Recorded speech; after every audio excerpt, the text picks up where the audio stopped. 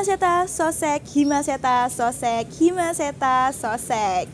Halo Sobat Siltax, aku Irma. Di sini aku akan menemani Sobat Siltax dalam podcast hari ini. Pada podcast hari ini kita akan ada pembahasan yang menarik nih mengenai dunia bisnis serta kompetisi bisnis.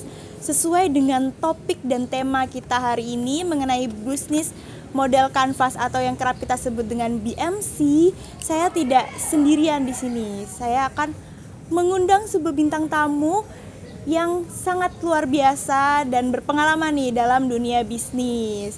Baik, langsung saja saya undang Ibu Luputu untuk bisa menyapa teman-teman Siltax di rumah. Halo sahabat Siltax, ya semoga sehat selalu dan semangat dalam aktivitas sehari-hari.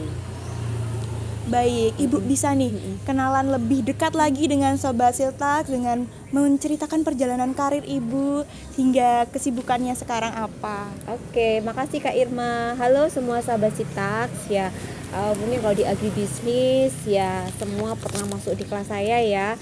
Sehari-hari saya ya ibu rumah tangga biasa begitu kan ya. Kalau dalam hal mengajar, kalau dosen kan punya 3 tugas nih, ada mengajar, ada penelitian, ada pengabdian. Ya, kalau mengajar saya nggak cuma ngajar di prodi agribisnis loh Kak. Ya, Dimana jadi aja nih, Bu? ya jadi saya mengajar juga di Fakultas Teknik loh. Kok bisa sih? Ya, karena pendidikan saya S1 itu di agribisnis, dulu namanya Sosek ya. Kemudian S2 dan S3 saya di IPB University itu saya ambil perencanaan wilayah dan pedesaan. Ya, itu di atasnya itu Departemen Ilmu Lingkungan. Sehingga saya mengajar di Fakultas Teknik itu di prodi Perencanaan Wilayah dan Kota. Kemudian di prodi Teknik Lingkungan karena terkait dengan ekonomi lingkungan, anak-anak teknik perlu belajar hal-hal yang sifatnya ekonomi. Ya, kemudian saya juga mengajar di pasca sarjana di agribisnis, magister agribisnis dan juga di pasca sarjana yang terkait lingkungan, pengelolaan sumber daya air pertanian. Itu aktivitas saya mengajar. Kalau penelitian, tiap dosen itu tergabung di namanya keris ya. Jadi keris itu bukan yang nusuk-nusuk, bukan. Jadi kelompok riset ya. Ayo sahabat Siltax nanti cek ya. Untuk kelompok riset di prodi agribisnis itu apa aja. Kebetulan saya tergabung di kelompok riset yang namanya Agri-Econ ya, banyak mengupas tentang permodelan, data-data sekunder ya. Kalau untuk kelompok riset fakultas, saya bergabung di yang namanya IceFarm. IceFarm ini juga ada kaitannya dengan bisnis ya. Kami punya produk biofarmaka ya, hasil kerjasama dengan petani di Bondowoso. Kemudian ada juga produk terkait dengan urban farming, terkait dengan ternak ya. Nah, itu terkait pengabdian. Dan juga saya tergabung di Pusat Studi Pembangunan Berkelanjutan ya, salah satunya membimbing adik-adik agribisnis untuk membuat produk cuka ya. Cuka apa? Bukan cukanya sama Kak Irma ya, bukan ya. Jadi cuka buah dan cuka bunga. Jadi Kak Irma, kalau mahasiswa agribisnis dan semua sahabat Siltax itu kan wajib belajar bisnis dan sedapat mungkin punya bisnis gitu ya. Betul Ibu. Nggak hanya mahasiswanya, dosennya pun seperti itu. Coba deh kalau nggak percaya, semua sahabat Siltax bisa tanya ke dosen-dosen di agribisnis, Pak, Bu, bisnisnya apa gitu kan ya. Jadi kalau Bapak Ibu membimbing adik-adik dan semua sahabat Siltax itu pasti didekatkan, sebagian besar didekatkan dengan apa yang dilakukan sehari-hari.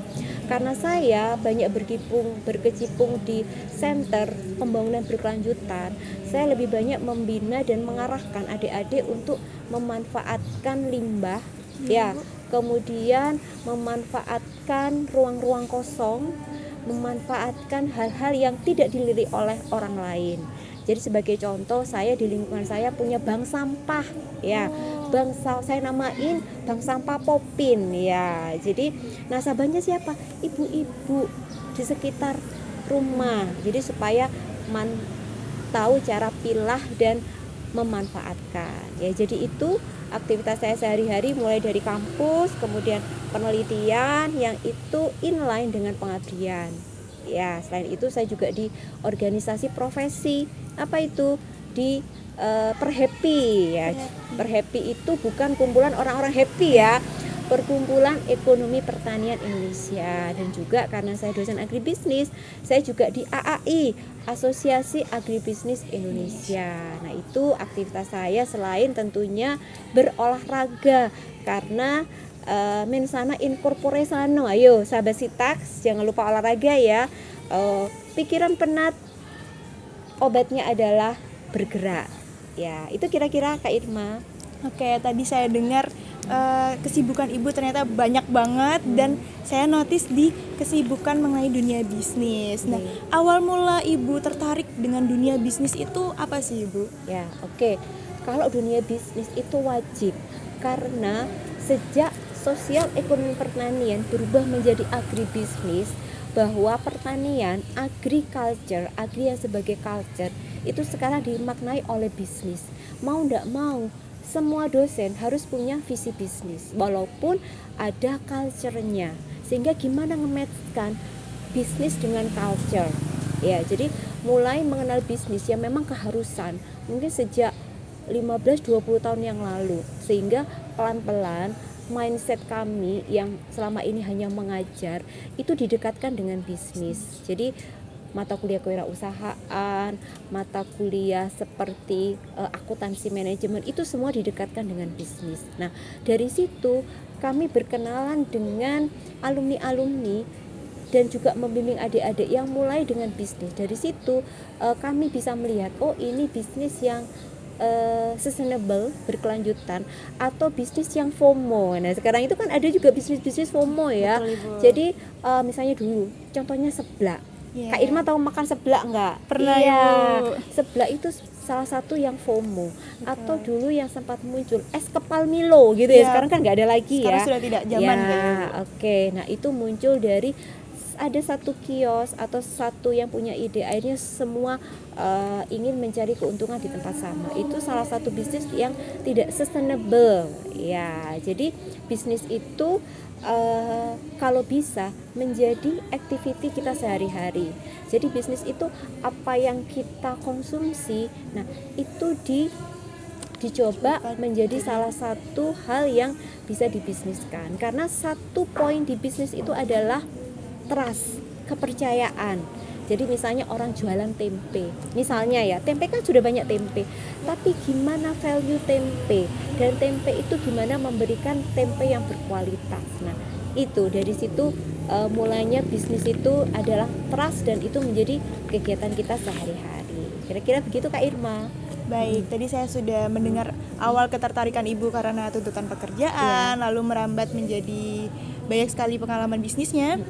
Nah, saya pengen tahu nih, ibu tuh memaknai bisnis model kanvas itu seperti apa, lalu bagaimana sih Bu perbedaan antara ide bisnis dengan model bisnis? Mungkin teman-teman Sitaks yang masih awam dengan BMC belum tahu nih Bu, bisa dijelaskan? Oke. Bisnis model kanvas ya. Seringkali ketika ada pelajaran BMC, alawis gampang gitu kan ya, cuma ngisi 9 kotak gitu, terus diisi soko endi yo, dari mana ya. Nah, sebenarnya bisnis model kanvas itu muncul dari pengalaman pebisnis. Misalnya contohnya Kak Irma nih, atau sahabat Sitak semuanya punya ide bisnis. Oh, saya mau bikin dimsum kayak Kak Irma, tapi nggak berpikir nanti jualnya di mana, segmennya di mana. Mungkin kepikir, oh nanti saya mau jual dimsum ke teman-teman sekelas, oh saya mau jual ke teman-teman kos, oh saya mau jual ke bapak ibu dosen. Baru berpikir sederhana. Tapi ide bisnis itu harus terstruktur, sehingga muncullah ide bisnis model kanvas ya, dari pebisnis yang sudah sukses, kemudian ingin mengajarkan sedini mungkin, sehingga itu menjadi salah satu kurikulum di semua sekolah bisnis, termasuk di agribisnis. Jadi bisnis model kanvas itu bukan hanya template ya adik-adik dan sahabat Sitaks, tapi benar-benar dimaknai untuk menjabarkan bahwa ide itu layak untuk dijalankan. Jadi misalnya ya Kak Irma, ya, punya ide bisnis. Ya, kalau misalnya sekedar ide bisnis tanpa berpikir itu problem, misalnya kan butuh modal nih, gitu kan ya. Modal yang paling mudah itu adalah ke teman-teman dekat, ke orang tua misalnya ya. Pasti kan kalau ngomong nggak ada buktinya ya. Nah, ini bisnis model kanvas. Orang akan melihat, investor lah katakanlah ya. Investor tuh akan melihat, oh nama produknya ini, oh mau dijual di mana, oh ini channelnya, oh nilai produknya ini, oh oke deh, kasih 50 juta. Wah, alhamdulillah. Dan kebetulan saya itu juga aktif di keluarga alumni Universitas Jember. Saya di pengurus pusat. Jadi jika adik-adik punya ide bisnis, semua sahabat Sitax yang punya ide bisnis dan itu layak, ya itu bisa kami bantu untuk mencari investor-investor ya. Dan nanti kami akan usulkan ke pengurus pusat keluarga alumni untuk sering-sering membuat kompetisi BMC, yaitu nanti didanai. Ya, memang sih ada PKM, program kreativitas mahasiswa, tapi seleksinya kan luar biasa ya. Betul, luar biasa. Nah, ini ide dari podcast ini nanti saya akan informasikan bahwa keluarga alumni perlu juga mendorong adik-adik ya untuk bisa membuat BMC yang real dan bisa dilakukan. Ya. Seperti itu Kak Irma. Baik Ibu, tadi Ibu juga menyinggung mengenai bahwasanya BMC itu dibuat karena masalah-masalah yang ada di dunia bisnis. Nah, menurut Ibu apakah BMC itu hanya penting dalam kompetisi aja atau justru juga penting nih dalam kita terapkan untuk dunia bisnis langsung, atau kita waktu mau bikin bisnis tuh ternyata BMC itu sangat-sangat penting untuk kita buat. Ya, oke. Sejarah BMC ya. Sejarah BMC itu dimulai dari bisnis real. Ya. Kemudian adik-adik ini kan seperti School of Business ya, School of Agribusiness ya. Itu harus belajar sejak dini. Jadi saya sering bilang, habiskan masa gagalmu ketika kuliah. Ya, jadi misalnya nih contoh Kak Irma nih, bikin BMC kok dicoret-coret gitu ya. Semua sahabat Sitax pasti mengalami itu kan ya. Namanya nggak apa-apa, namanya dikoreksi oleh orang-orang yang pernah berbisnis ya. Jadi diajarkan sejak di perkuliahan. Harapannya nanti selama perkuliahan ada ilmu yang masuk, kemudian nanti bisa dibawa sebagai bekal. Karena namanya agribisnis pasti akan dekat dengan bisnis. Dan satu lagi yang penting, bisnis pertanian ini berbeda dengan bisnis-bisnis yang lain ya. Jadi kalau misalnya bisnis garment, kerudung misalnya ya, sekarang bikin tidak cocok ganti mode. Tapi bisnis pertanian itu ada time lag, ada jeda waktu ya. Misalnya kalau mau bisnis misalnya tomat yang warna ungu misalnya gitu kan ya, dia kan harus berasal dari problem masyarakat. Problemnya apa? Butuh vitamin yang ada pada warna ungu gitu. Apalagi anak-anak kan harus colorful ya kan ya. Jadi dia mulai riset, mulai tanam sampai panen, ada time lag. Sama juga dengan beras, sama juga dengan produk-produk pertanian yang lain. Jadi di sana ada risiko, ada masa tunggu. Sehingga dengan BMC untuk semua sahabat Sitax ini akan berguna untuk memberikan value pada produknya. Dan ini juga membantu petani loh. Ya, jadi petani yang memproduksi beras biasa, akhirnya misalnya oleh sahabat Sitax itu dikasih informasi, Pak, Bu, petani ya, ini yang lagi ngetren itu adalah beras organik. Gimana Dek caranya nanam beras organik? Diajari. Pasarnya siapa? Pasarnya bisa dibantu oleh teman-teman agribisnis. Oh, sekarang trennya orang bosen makan nasi putih. Ya, nasi merah juga ya. Muncullah beras merah, muncullah beras hitam. Pernah dengar beras coklat? Belum, Ibu. Ada juga, ada beras coklat. Kemudian sekarang ada beras yang untuk anak stunting, itu namanya beras Nutrizing. Ya, jadi itu dari problem yang ada di masyarakat. Ya, jadi itu kuncinya membuat BMC itu based on problem. Ya. Baik Ibu, tadi dari pengalaman yang Ibu alami mengenai penilaian bisnis modal Canvas, itu tuh Ibu apakah pernah menemukan peserta lomba yang idenya itu unik, namun ketika ingin menerapkan dalam model itu kurang kuat gitu modelnya Ibu. Terus kesalahan yang sering mereka lakuin, kesalahan kecil mungkin mereka tidak notice, tapi ternyata itu fatal tuh apa Ibu? Iya, oke. Kak Irma, saya itu kan selama 3 tahun jadi juri jagoan tani ya. Jadi itu kan tidak semua dari anak pertanian istilahnya. Jadi untuk umum ya, tapi produknya produk pertanian. Salah satunya yang fatal menurut saya adalah zaman itu kan lagi booming ini startup bidang pertanian semuanya digital. Ya, jadi semuanya digital. Maksudnya bagus, mulia sekali, menghubungkan petani dengan pasar, nanti memberikan modal gitu ya. Tapi nggak masuk akal tuh, ya. Karena di satu sisi dengan adanya perantara atau tengkulak itu membantu. Nah, salah satu yang nggak masuk akal adalah petani yang rata-rata tidak melek inovasi, tidak melek HP Android, itu diminta melaporkan di HP Android. Ya, supaya bisa connected dengan program yang mereka buat. Itu salah satu yang tidak masuk akal menurut saya, dan ternyata itu terbukti. Ya, saat ini ya, ini kalau Kak Irma melihat ini lebih karena keserakahan ya, ekspansi keserakahan seperti contohnya Tani Hub. Ya, bukan idenya yang jelek, bukan, bagus, mulia sekali, tapi mereka lupa bahwa produk pertanian itu ada karakternya. Hulunya petaninya itu harus diopeni itu apa ya? Diperhatikan. Jadi gimana kemitraannya, kalau petani ada problem terkait hama penyakit itu ya dibantu, ada problem terkait misalnya produknya juga harus dibantu sebelum mereka akan menciptakan pasar. Jadi Tani Hub, kemudian dari e-fishery itu juga terkendala karena mereka lupa bisnis pertanian itu tidak sama dengan bisnis bikin kue, tidak sama dengan bisnis bikin baju ya, yang itu bisa berubah model secara cepat.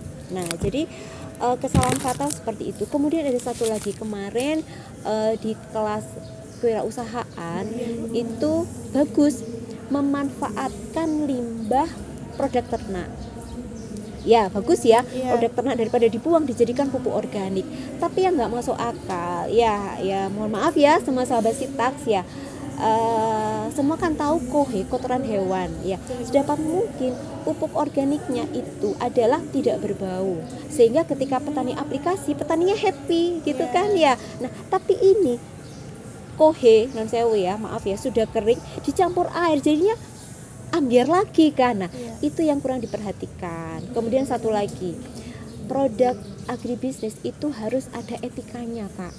Jadi etikanya seperti ini. Dulu pernah ada kesalahan fatal ya, membuat keripik dari biji duren. Ya, bagus sih, dari limbah kan ya, bagus ya. Tapi coba Kak Irma bayangkan, biji duren itu didapatkan dari apa, Kak? Dari orang yang makan duren. Kak Irma pasti bisa membayangkan ya, sahabat Sitaks juga ya. Jadi makan duren itu kayak apa? Etikanya, imajinasi. Karena bisnis pertanian itu bisnis terkait dengan makanan, pangan itu terkait dengan imajinasi. Keripik duren, biji duren, ya secara limbah, pemanfaatan limbah bagus, tapi secara etika itu nggak masuk. Beda dengan keripik beton. Tahu beton nggak?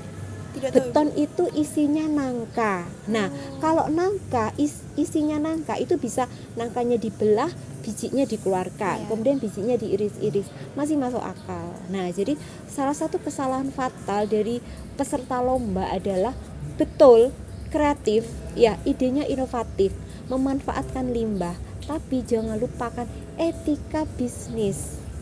Ya, jadi itu Kak, ya etika bisnis, karena produk pertanian adalah produk pangan, yaitu dekat dengan imajinasi. Baik Ibu, tadi Ibu sudah sering menyinggung mengenai best from problem yaitu jadi cara kita menentukan customer segment yang tepat itu harus ada masalah yang menjadi latar belakang kita. Nah, apakah Ibu bisa memberikan tips agar kita bisa menentukan value proposition sesuai dengan customer segment yang sudah kita dapatin tadi? Ya. Kesinambungannya seperti apa agar itu bisa menarik gitu Bu di mata konsumen maupun juri lomba sendiri? Ya, oke. Pertama kata kuncinya yang sering saya ulang-ulang itu adalah problem base, ya base problem. Kita lihat base problemnya misalnya kalangan petani, ya kita mau customer segmennya siapa? Oh kalangan petani. Berarti problem mereka apa? Rata-rata problem petani itu di hulu itu adalah pupuk. Betul. Ya kan ya. Berarti kalau gitu value propositionnya pupuk itu banyak. Ya, jadi keunggulan pupuk organik yang Anda tawarkan apa? Oh, pupuk organik berbasis limbah dapur. Tiap hari ibu-ibu ngiris sayur, bikin masaknya, misalnya pakai bawang merah, bawang putih. Jadi pupuk organiknya itu dari bahan dapur dan kulit bawang. Jadi artinya apa? Customer segmennya petani itu adalah value propositionnya adalah pupuk yang bahannya didapatkan sehari-hari. Ya, misalnya mau berbisnis itu ngajari petani dan ketika sudah bikin Anda bantu pasarkan. Misalnya customer segmennya adalah mahasiswa, ya kan ya. Mencari problem mereka itu apa? Ya, problem mereka adalah waktu yang sempit untuk mengkonsumsi sesuatu.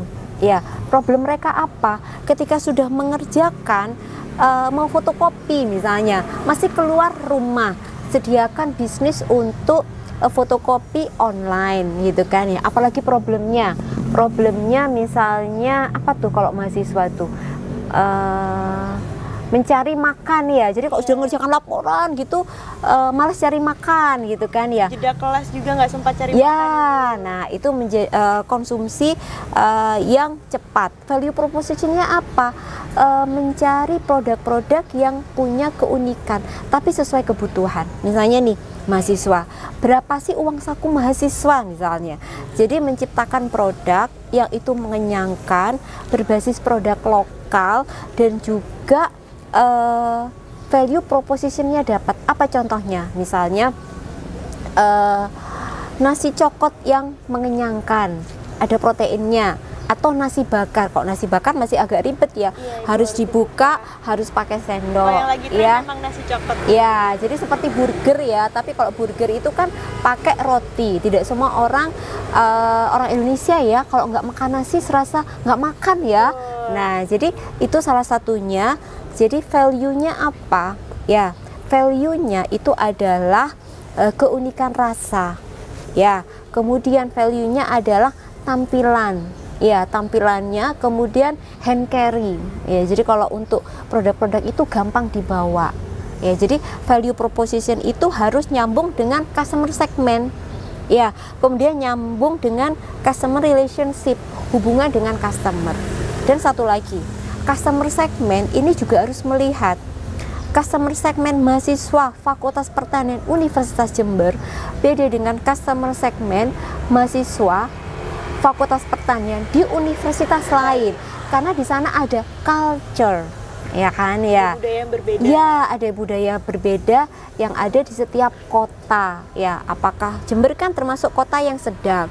Ada kota-kota besar, mungkin ide seperti itu dianggap tidak menjadi budaya mereka. Jadi pertama untuk mensinkronkan itu bikin riset kecil-kecilan. Ya, riset itu bisa pakai Google Form ya, mengisi, kemudian nanti bisa ada seperti gift ya, apa giveaway atau apa ya. Jadi misalnya mengisi nanti diacak dapat GoPay atau apa gitu ya. Nah, dapat bisa juga seperti dapat hadiah kecil-kecilan. Itu adalah sumber data yang bisa untuk merasionalkan bisnis model kanvas.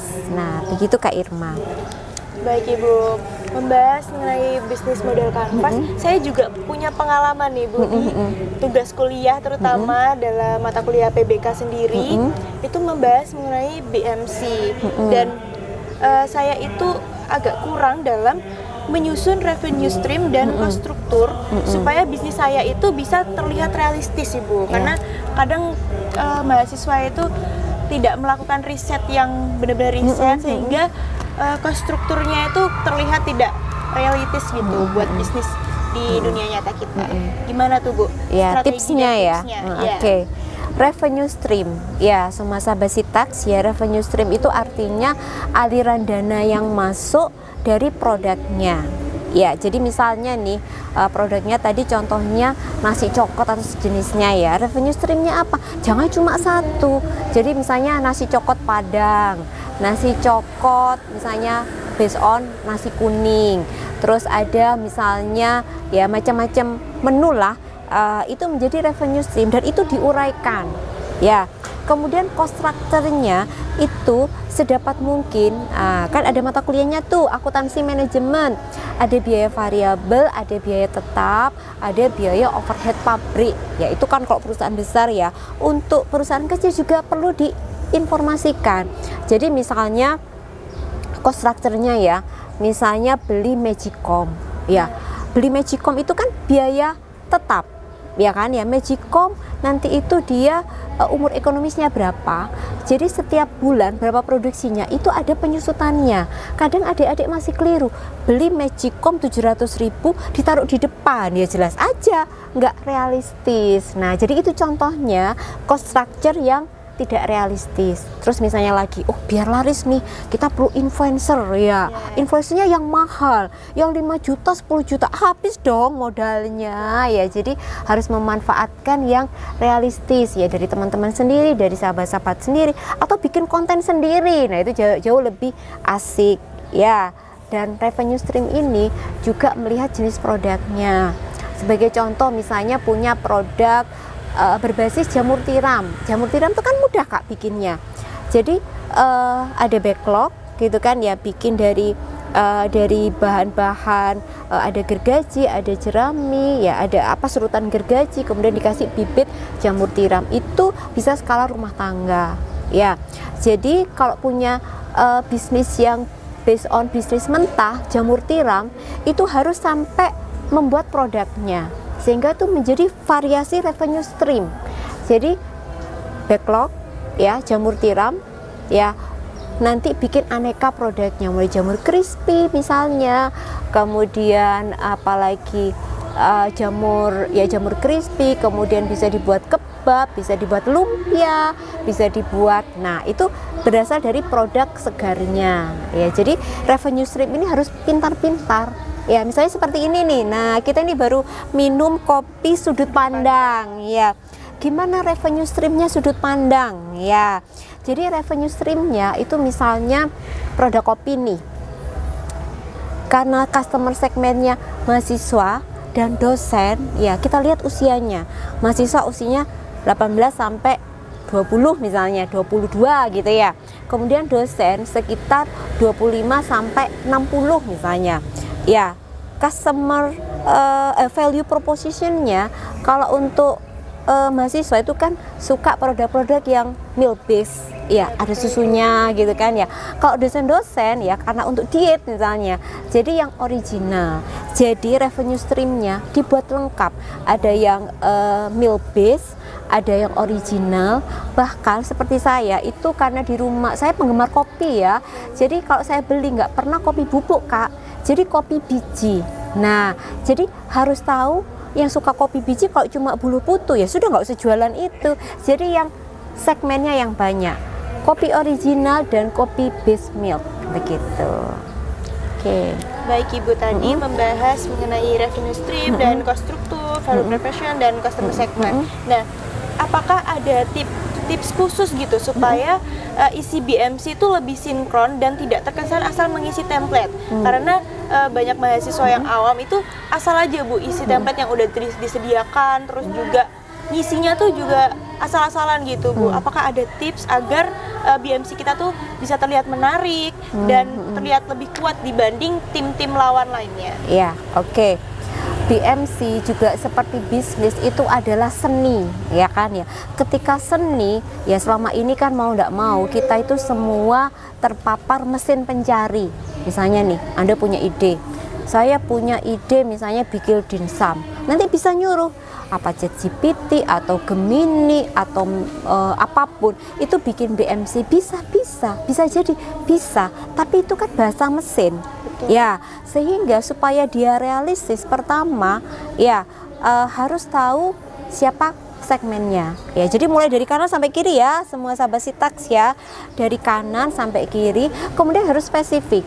Jadi pertama harus dari kanan dulu, harus spesifik.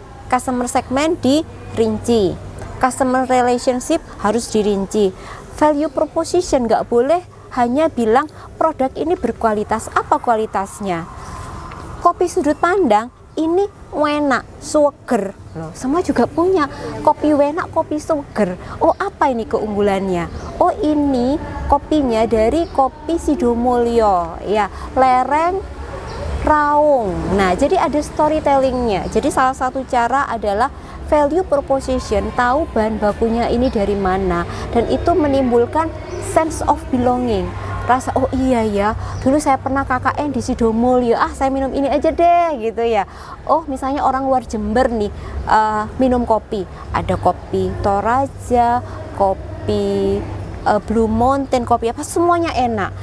Ini ada kopi Jember, saya punya kenangan di Jember, akhirnya jadi kopi kenangan gitu ya. Jadi saya meminum produk ini karena ada imajinasi ya. Jadi BMC yang baik adalah BMC yang harus sahabat Sitax imajinasikan ya. Jadi punya produk misalnya dimsum yang itu diimajinasikan untuk siapa ya. Jadi poinnya itu adalah value proposition. Dan bahkan Kak, sekarang itu ada pengembangan tidak hanya BMC yang seperti ini saja ya, itu ada namanya BMC value proposition structure ya. Jadi itu juga yang jadi poin adalah value propositionnya. Dari mana dapat value proposition? Dari customer. Jadi customer yang dirasakan nggak enaknya produk itu apa, itu customer pain. Kemudian ada customer gain, customer itu mendapatkan apa ya. Jadi untuk semua sahabat Sitax ya, yang semua utama sih, tapi yang harus dipegang itu adalah pertama adalah what is your product value proposition. Nah itu Kak, supaya BMC-nya lebih rasional lagi gitu. Baik, tadi saya sudah mendengarkan tips strategi-strategi Ibu dalam penyusunan bisnis modal kanvas, terutama pada penyusunan template-nya. Jangan nemplate banget dan jangan mengandalkan AI aja, tapi harus kita pikirkan, kita imajinasikan agar lebih realistis. Lanjut ke tips and trik menyusunnya Bu, agar bisa juara nih di BMC competition. Hal apa saja sih Bu yang biasanya tuh juri perhatikan dalam lomba BMC? Bisa Ibu ceritakan nih, kan Ibu punya pengalaman jadi juri nih. Oke. Gini Kak Irma, untuk membuat BMC yang rasional dan menarik juri begitu kan ya. Ini misalnya saya pegang BMC nih ya, semua sahabat Sitax ya. Jadi saya pertama akan melihat tampilannya, catching atau tidak ya kan ya. Jadi orang yang melihat kan pandangan pertama ya. Oke, pandangan pertama itu adalah tampilannya ya, produknya apa, judulnya apa. Kemudian juri akan melihat kesesuaian tampilannya, gambarnya dengan produk yang diusulkan. Kemudian melihat komposisi warna, itu juga penting karena warna itu punya arti ya kan ya. Jadi misalnya produknya go green misalnya gitu kan ya, berarti warnanya ya jangan ambil warna Mediterranean ya, jadi warnanya warna yang sejuk misalnya. Jadi connected antara warna dengan produknya. Dan pemilihan warna itu harus kontras ya, jangan kuning dengan putih, wah mati itu ya. Jadi belajar gimana cara nabrakkan warna. Jadi kesan pertama adalah tampilan warnanya. Oke, kemudian kedua melihat rasionalitas ya. Jadi rasionalitas misalnya customer segment spesifik atau tidak, customer relationship spesifik atau tidak, sampai ke key partner misalnya. Key partner misalnya siapa partner untuk membuat produk kopi. Jangan hanya petani kopi, kurang. Jadi key partnernya petani kopi Sidomulyo. Jadi harus spesifik, karena sekarang jualan kopi banyak kan ya Kak ya, jualan kopi, tapi harus spesifik. Jadi spesifik ini kopi khas Jember, ya kan ya. Kopi khas Jember apa? Oh, ada lereng Argopuro, ada lereng Raung, ya, diceritakan itu storytellingnya. Nah, itu semua ada 9 segmen ini, itu harus realistis. Pertama harus realistis, kedua itu harus connected. Nah, connectednya ini yang seringkali dilupakan oleh adik-adik, ya. Contohnya tadi, misalnya channelnya, mahasiswa suka channel apa, harus tahu, ya kan ya. Ibu-ibu suka channel apa, petani yang bisa didengarkan oleh petani itu apa, ya. Kemudian semua itu pertama harus dikonektikan dan harus realistis. Jadi sebenarnya sederhana saja sih. BMC itu pertama yang tadi based on problem, ya. Kemudian spesifik, ya.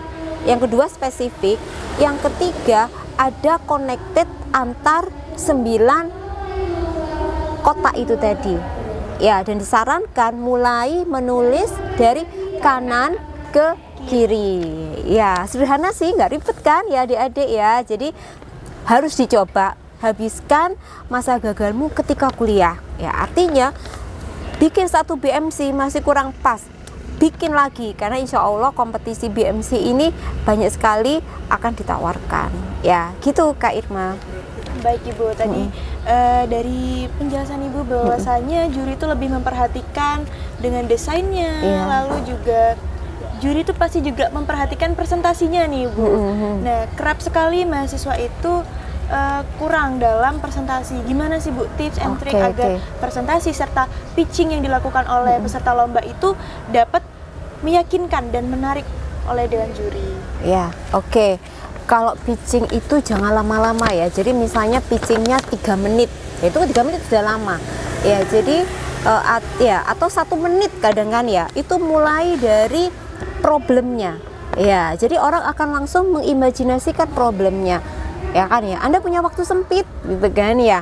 Nah, ini produk yang bisa mengatasi masalah Anda gitu kan ya. Misalnya untuk petani. Misalnya kalau untuk petani misalnya sawah Anda sering kena gangguan tikus gitu ya. Jadi masuk ke problem mereka dulu. Ya, yang pertama karena sekian detik itu ada yang namanya first thinking. Ya, first thinking itu cara berpikir cepat ketika sebuah ide itu masuk ke dalam pikiran mereka. Jadi tips pertama itu adalah mengungkapkan solusi ya dari produk. Ya. Kan solusi itu problem mereka kan ya. Ya kan ya.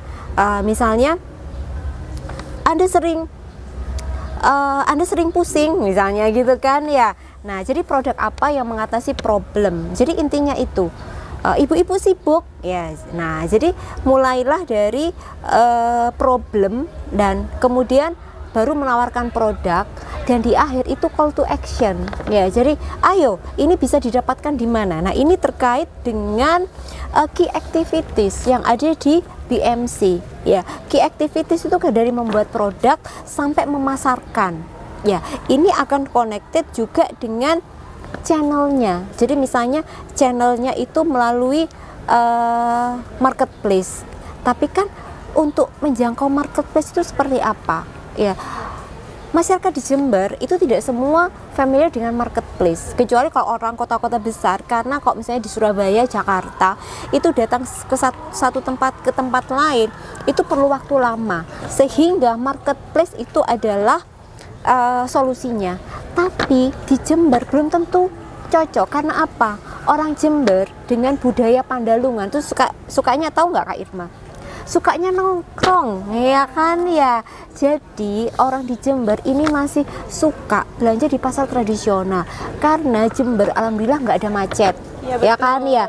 Jadi orang masih suka datang, suka melihat langsung, memegang-megang barang, memilih langsung. Ada yang seperti itu. Tapi kalau untuk orang yang sibuk mungkin cocok dengan channel marketplace ya. Jadi harus diperhatikan channel dengan key activities dan key resource ya. Jadi semuanya connected gitu. Baik, ini sudah terjawab juga kesalahan-kesalahan yang sering serta lakukan, terutama ketika pitching terlalu bertele-tele. Ya betul, tidak to the point. Tidak to the point. Terus menurut Ibu juga gimana sih Bu cara kita tuh menemukan ide bisnis yang unik tetapi tetap relevan dan tetap realistis. Terus lebih penting mana sih Bu, inovasi yang unik atau inovasi yang cocok nih dengan permasalahan yang ada di sekitar kita? Oh iya, oke. Buat semua sahabat Sitax ya, perbanyak jalan-jalan. Nah, itu tipsnya supaya mendapatkan ide bisnis. Ya, jadi kalau mau dapat ide bisnis murah meriah sambil olahraga, benar-benar jalan kaki. Coba dihitung berapa kafe sepanjang, contohnya di Jember ya, segi 4 kampus, mulai dari Jalan Kalimantan, Jalan Jawa, Riau, Mastrip, kembali ke Jalan Kalimantan. Itu berapa jenis makanannya apa aja kalau mau mengambil segmen makanan ya. Jadi atau mengambil segmen apapun, coba jalan. Ya, jadi caranya untuk mendapatkan ide bisnis itu pertama dengan banyak jalan, banyak nongkrong ya kan, tapi nongkrong yang bermanfaat ya. Jadi ngobrol dengan teman, apa problem teman gitu kan ya. Kedua, yang umum dilakukan adalah adik-adik kan sudah belajar supply chain ya, rantai pasok. Nah, coba dikupas lagi seperti kupas bawang. Rantai pasok itu problemnya di mana? Ya, jadi mulai dari atau sistem agribisnis, problemnya di mana? Itu based on teori ya. Tapi teori itu perlu jalan-jalan ke lapang ya. Rantai pasok ya, lihat rantai pasoknya, problemnya itu apa. Dan yang jelas di BMC ini harus jelas komoditasnya. Nggak boleh misalnya pertanian modern gitu, nggak bisa, jadi harus spesifik ya. Rantai pasok, kemudian limbah ya, coba perhatikan di sekeliling atau jalan-jalan ke pasar, limbah apa yang ada dan itu bisa bernilai ekonomi. Seperti contoh sekarang yang lagi viral itu adalah TPA Pakusari itu akan ditutup, sehingga pasar itu sehari itu 2 truk kapasitas 5 ton, jadi 10 ton every day ya kan ya. Padahal sampah pasar masih bisa jadi bernilai ekonomis, bisa ya kan ya. Sayur-sayuran itu bisa jadi kompos ya. Kalau bisa untuk maggot gak? Maggot itu untuk bahan makanan yang ada proteinnya. Kalau maggot dikasih sayur, maggotnya jadi kurus gitu kan ya. Jadi harus mengenali karakteristik produknya. Jadi buat adik-adik sahabat Sitax, kalau ingin membuat ide bisnis ya, pertama based on limbah, tapi harus terkait etika tadi ya. Misalnya adik-adik kalau panas-panas kayak gini kan ya, suka minum es kelapa enggak? Iya kan? Suka ya? Coba apa di limbah kelapa di es kelapa itu? Batok kelapa. Nah, batok kelapa itu ada batoknya. Ya, Nah, ada serabutnya juga. ya, ada sabutnya. Itu bisa jadi apa? Nah, ya, coba dipikir dari kegiatan kita sehari-hari. Dari kos mau ke kampus, pulang lagi cari makan, kira-kira ide bisnis apa? Itu yang pertama, aktivitas sehari-hari, aktivitas yang sederhana. Kedua dari limbah, misalnya nih, nah kita ini kan outdoor nih ya, banyak daun-daun seperti ini punya nilai ekonomi nggak? Punya. Nah, gimana caranya? Ya, kemudian tadi rantai pasok. Oh, misalnya Jember ini terkenal dengan apa? Kopi, ya. Rantai pasok kopi, lihat problemnya. Rantai pasok padi, lihat problemnya. Rantai pasok jagung, lihat problemnya. That's simple. Iya. Iya, begitu. Baik Ibu, itu dari tips and triknya Ibu. Lalu pengalamannya Ibu selama menjadi juri nih, bagaimana Ibu melihat sebuah teamwork atau kerjasama tim di sebuah kompetisi bisnis itu seberapa pentingnya Ibu, atau seberapa berpengaruhnya dengan penilaian juri? Ya, jadi teamwork ini ya, semua sahabat Sitax itu akan muncul pada produk. Jadi jika satu orang yang dominan, kan satu orang itu tidak sempurna ya. Jadi ada yang pinter ketika pitching gitu ya. Jadi dia gaya bahasanya bagus. Ada yang hanya bisa menggambar, ada yang hanya bisa punya ide begitu. Nah, semua itu disatukan. Ada yang jago ngitung begitu kan ya. Jadi kalau punya tim, manfaatkan. Jadi jangan memaksakan semua punya tugas yang sama. Dan itu akan muncul pada ketika presentasi. Jadi misalnya menulis proposal itu dibagi ya, sahabat Sitaks ya, dibagi. Jadi ada yang menulis ide bisnis, latar belakang misalnya kan, nanti ada proposalnya ya. Ada latar belakang, ada yang menghitung-hitung cost structure ya. Ada yang mengimajinasikan customer relationship, channelnya pakai apa ya. Jadi semua dibagi sehingga nanti dari diskusi brainstorming antar kelompok itu akan muncul ide-ide. Dan harapan saya nanti dari BMC yang hasil nongkrong-nongkrong dan tugas kuliah itu benar-benar jadi perusahaan yang itu dijalankan oleh adik-adik ketika mahasiswa ya. Nanti mungkin ada salah satu yang ingin menjalankan terus usaha itu. Nah, itu benar-benar luar biasa ya. Baik Ibu, dari tips and trik, strategi yang sudah Ibu berikan kepada teman-teman Sitaks. Nah, saya ingin nih Ibu berbagi pengalaman dan pelajaran yang paling berkesan agar teman-teman Sitaks ini bisa termotivasi, karena banyak sekali nih Bu mahasiswa agribisnis yang sebenarnya punya basic belajar di BMC, tetapi mereka masih takut untuk ikut lomba karena takut gagal atau sudah pernah gagal jadi takut mencoba lagi. Coba Ibu bisa berikan motivasi agar mereka itu bisa tertarik dan mau ikut lomba BMC. Ya, oke, semua sahabat Sitaks ya. Jika adik-adik ini mengikuti berbagai kompetisi itu seperti mengasah jam terbang ya. Jadi seorang pilot itu nggak boleh pegang pesawat dulu, dia harus jadi kopilot dulu ya.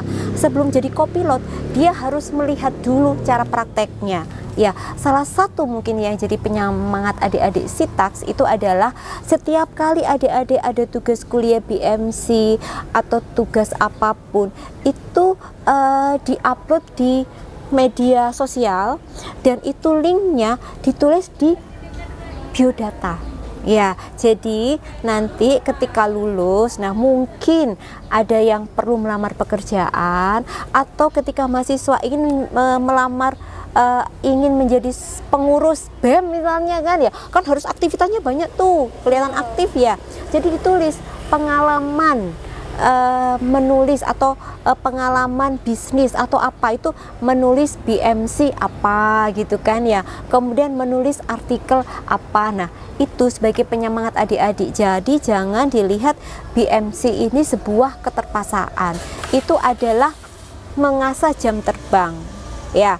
Jadi antara orang yang pintar, jenius, dengan orang yang selalu berusaha itu lebih baik sering berlatih, karena itu tadi akan mengasah motorik halus kita dan itu akan masuk ke dalam alam bawah sadar kita. Oh, dulu di kuliah pernah membuat BMC, logika BMC itu apa, dan itu akan menjadi habit kita nanti dalam setiap langkah ya. Mudah-mudahan itu memotivasi ya semua sahabat Sitaks ya, supaya tidak supaya semangat dan tidak menganggap tugas BMC ini pokoknya dikerjakan. Enggak, harus sepenuh hati, karena produk agribisnis itu adalah imajinasi ya, begitu. Baik, terima kasih Bu tadi motivasinya. Semoga sobat-sobat Sitaks bisa termotivasi.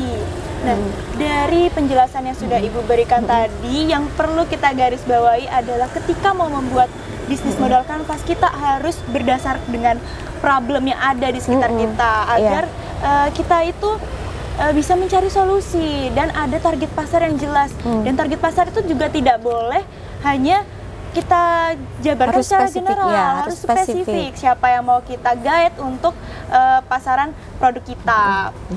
Nah, ini sudah sampai di segmen terakhir Ibu. Sebelumnya saya mau mengenalkan media sosialnya Himaseta untuk teman-teman sobat Sitaks yang masih kepo nih tentang podcast-podcastnya Himaseta dan nggak mau ketinggalan mengenai informasi-informasi dari Himaseta sendiri, bisa banget untuk memfollow Instagramnya Himaseta, TikTok Himaseta, bahkan subscribe YouTube Himaseta. Untuk akunnya bisa teman-teman lihat nanti di bawah ini, kami tulis akun-akun Himaseta apa saja, dan di sini kami dibantu oleh SCDM Ibu sebagai kerjasama untuk membuat podcast ini. Jadi teman-teman juga kalau pengen kepo-kepo nih, terutama mahasiswa agribisnis yang suka dengan videografi atau membuat podcast dan fotografi, bisa banget kepoin SCDM. Dan untuk media sosial SCDM bisa teman-teman akses di Instagramnya SCDM di bawah sini dan TikToknya SCDM. Lalu di sini ada yang sudah kita minum dari tadi, yaitu dari Kopi Sudut Pandang. Teman-teman yang suka lari pagi, jogging pagi di weekend, hari Minggu, bisa banget mampir di Sudut Pandang di depannya Fakultas Pertanian. Teman-teman bisa mampir untuk mencoba sudut pandang dari Lab MBK. Baik, terima kasih Bu atas insight barunya, ilmu-ilmu baru untuk teman-teman Siltak dan untuk saya sendiri. Ini sangat-sangat berguna karena BMC sendiri juga kita hadapi di perkuliahan ya Ibu, jadinya dan terima kasih nanti akan menjadi nyata dalam bisnis. Semoga kita bisa setelah lulus bisa buka bisnis dari BMC yang telah kita buat. Baik, terima kasih Ibu atas waktunya. Dan Sobat Siltak, saya Irma pamit undur diri. Kita jargon bersama Ibu. Saya mulai. Himaseta Sosek, Himaseta Sosek, Himaseta Sosek. Sampai jumpa teman-teman.